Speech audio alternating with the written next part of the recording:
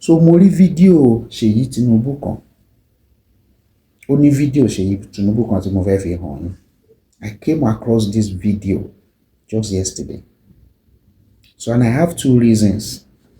I have two reasons tí mo fi fẹ́ fi fídíò yẹn hàn yín. The number one reason is, you remember the other time I posted what Chief Joe Igbokwe, what he said about Seyi Tinubu, when the man said he's advising Seyi Tinubu not to even think of Lagos governorship. I think you remember. So nígbà yẹn mo wá rí lot of comments. You know, àwọn kan sọ pé a lè sin bàbá ká tún sin ọmọ, Seyi ò lè ṣe governor Lagos State.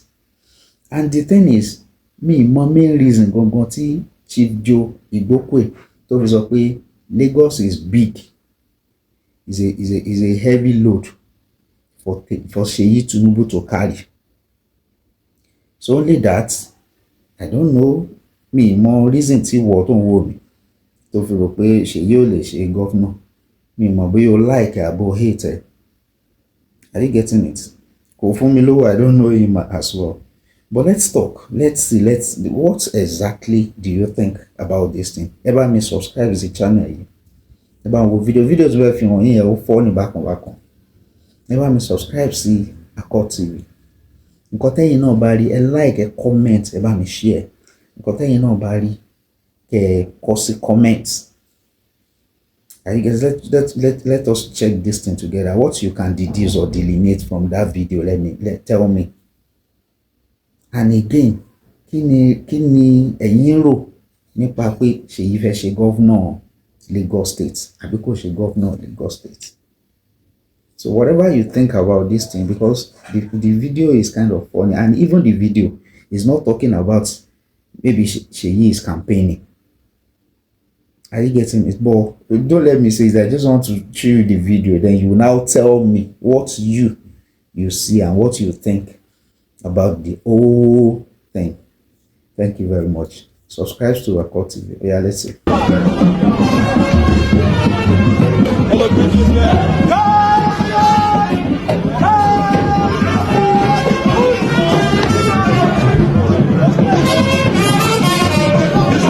Where's the man?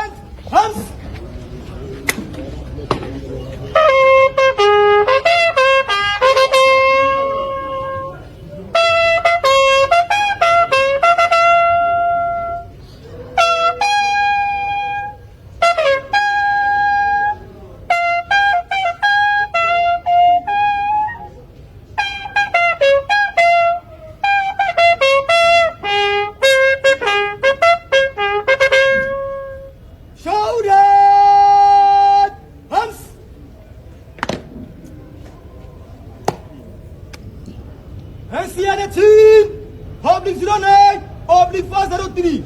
God, led by Cadet Sergeant Afolabi Abdubasit Adewale. God, provided by Nigerian Cadet Network, Ogun State Command. God, ready for your inspection, sir.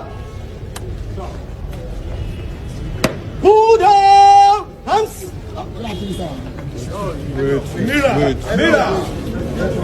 Wait. Golden Sun.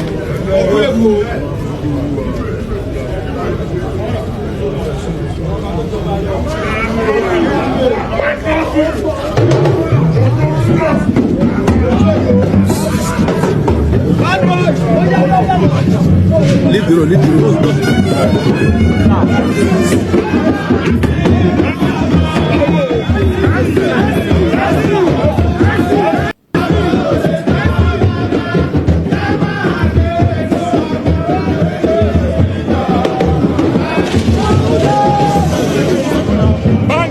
Bad boys.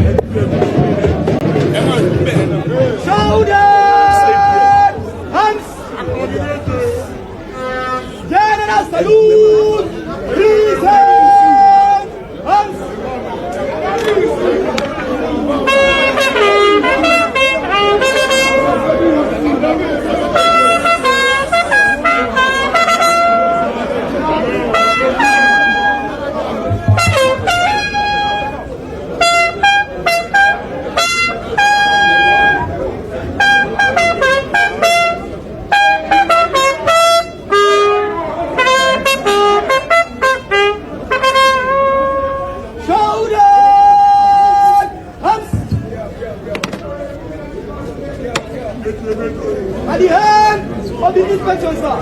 May I have your permission to dismiss the guard in the bedroom, sir?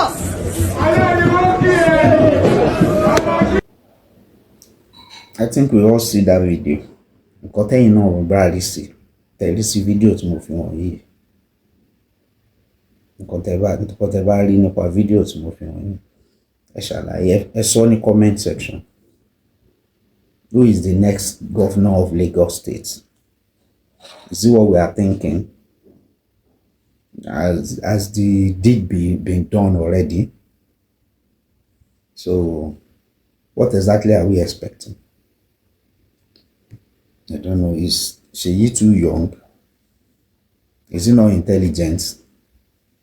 Does he not have the charisma and the capacity? I don't know. So, but you know about it. Thank you and God bless you.